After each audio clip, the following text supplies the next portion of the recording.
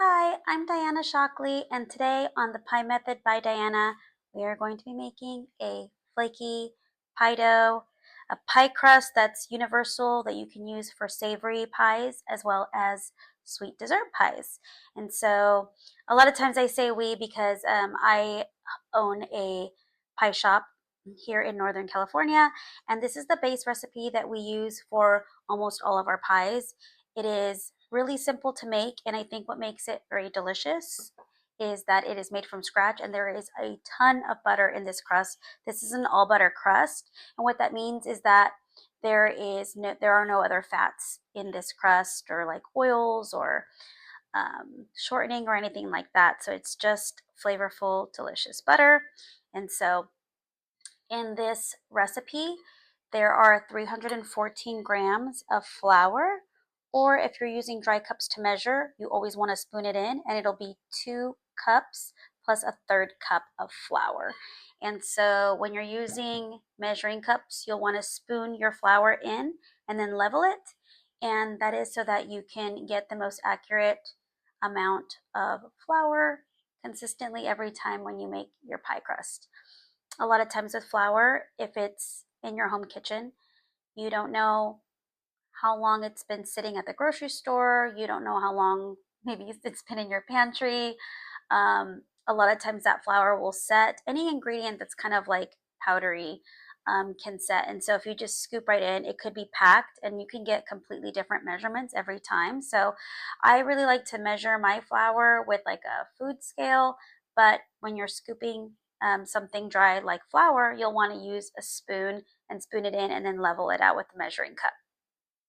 There are 314 grams of flour, as I mentioned, and that is no coincidence because that is pie 3.14. I also have 1 teaspoon of salt and 1.5 teaspoon of sugar. So I'm just going to put that right into my bowl.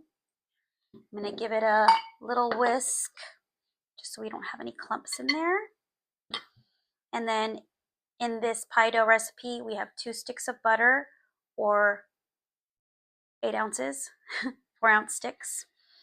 And then we have a 1/4 cup of whole milk. So what I like to do is first I cube up my butter, and that is so it's a lot easier to work with. So the method that I teach with making pie crust, I do the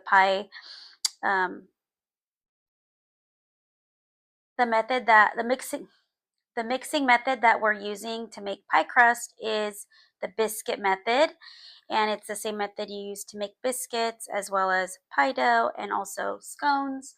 And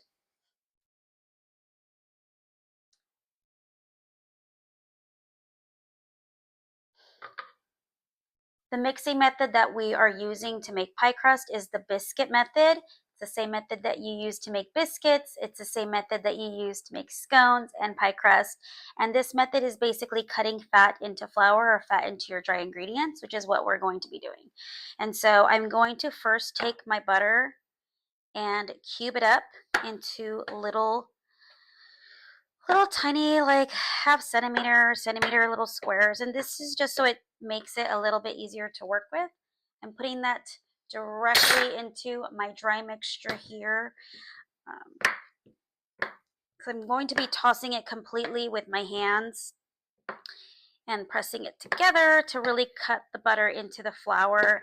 And if it starts small, then it's a little bit easier and a little bit quicker to do. So here we go. I have my butter in my flour. Here we go. I have my butter and my flour mixture all together. So the first thing I'm going to do is break up some of these pieces that are a little stuck together. I want to coat as many of these little cubes of butter in the flour mixture as much as I can. And this butter is pretty cold. I just took it out of the fridge. Alrighty, I'm just kind of pressing some of these parts together. Just kind of breaking up some of the bigger pieces. And so the size of the butter pieces left at the end determine what kind of pie dough you're making, whether you're making flaky pie dough or mealy pie dough. So flaky pie dough has a lot to do with the larger pockets of butter that are in your crust, which create beautiful, delicious, flaky layers, but sometimes it doesn't make your pie crust as stable. Mealy dough is when we break this up so small that it just resembles a coarse, like cornmeal texture. So what I like to teach is kind of bringing that pie crust texture like right in the middle so that we don't have to make two different kinds of pie dough when we're making different kinds of pies. So again, I'm just kind of breaking up some of this butter. Okay. Once I break up a lot of these bigger pieces of butter with my hands, I then will take like a big handful of the mixture and I'm actually going to press it together, my palms as I rub my hands together. And you can kind of see that it's already sort of creating like a flaky texture with the butter and flour. And so I'm going to keep doing that. It feels kind of awkward at first, but this is how I was taught in culinary school.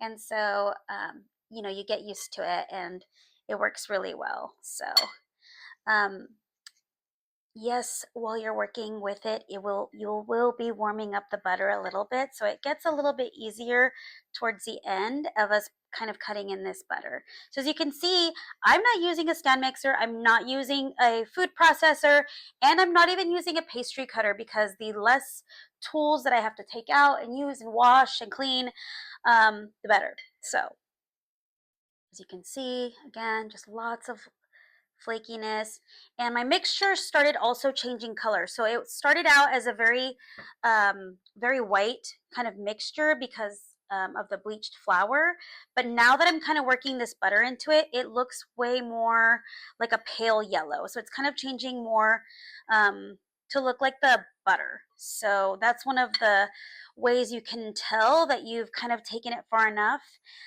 You definitely can accidentally take this a little too far. If you keep going, you can blend this butter into the flour and make a weird dough without even adding your liquid ingredients.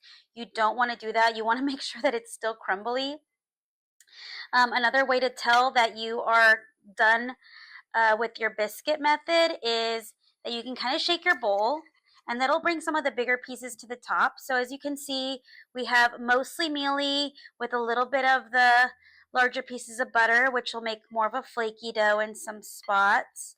So this looks really good. It smells so good too. You can smell the melted butter in here. Okay. And another thing, the mixture won't be powdery anymore. So if you lift it, it should drop because the mixture is very heavy now.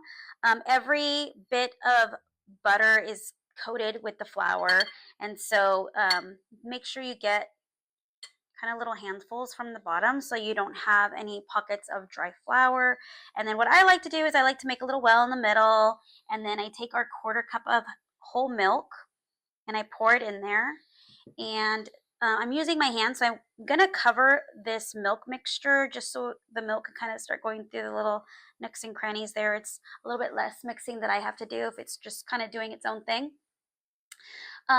In this recipe, you can actually use water as well. This is just liquid, so you can substitute the milk for almost any liquid. You could use soy milk, you can use non-fat milk, you can use water. I like to use whole milk because a little bit more nutritional value. It does help with the color and flavor of the crust as well, so it's just a personal choice. But like I said, you can add water. And then later on, when we turn this into like a cheddar beer crust, or cheddar beer pie dough, instead of milk, we can use like a nice dark beer, like a Guinness. So now I'm going to scoop underneath, and I kind of like to mix this around with mostly my fingertips because a lot of the heat, obviously, from our hands comes from the palm. So I kind of do a claw motion and I just kind of mix this up. And at this point, all of the dough should come together, and you can see it's already starting to clump. That milk, that liquid really pulls it together. You don't want to have any dry spots left over anywhere. We are going to take the entire thing and turn it into a ball of dough. So at this point, I do knead the dough a few times in the bowl to try to kind of expose some of the more wet parts that have like a little bit more of the milk, and then kind of let that grab onto the drier little pockets at the bottom of the bowl.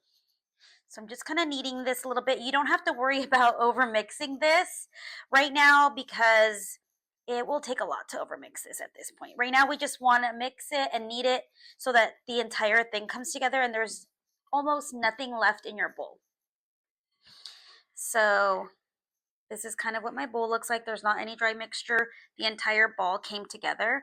I know there's a lot of pie dough recipes out there where the dough looks really dry and crumbly and you're kind of like trying to, get it to come together and then you wrap it in parchment and all this stuff. I don't do any of that. These are very exact measurements and it will make a nice soft ball of dough. So I'm going to set the bowl aside now. And what you want to do is you want to shape this into a nice round disc. The flatter the better because this will ensure even temperature of the disc of dough. So we're going to want to wrap this up in plastic wrap and put it in the fridge to chill. It needs to rest and chill. So those are two things that it needs to do while it's in the fridge. The dough will rest, a little bit of gluten kind of rests and develops, make it easier for you to roll your pie dough and for it not to be sticky.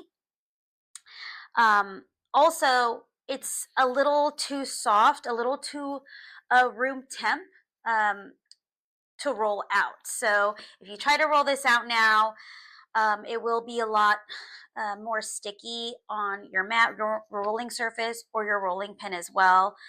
Even with using flour, it's still going to be quite sticky.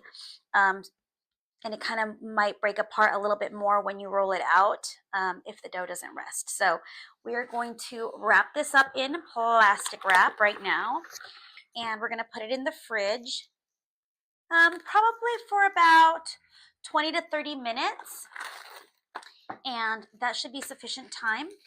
Then I can take it out and roll it out to make a pie. So that pretty much sums it up. It was that easy.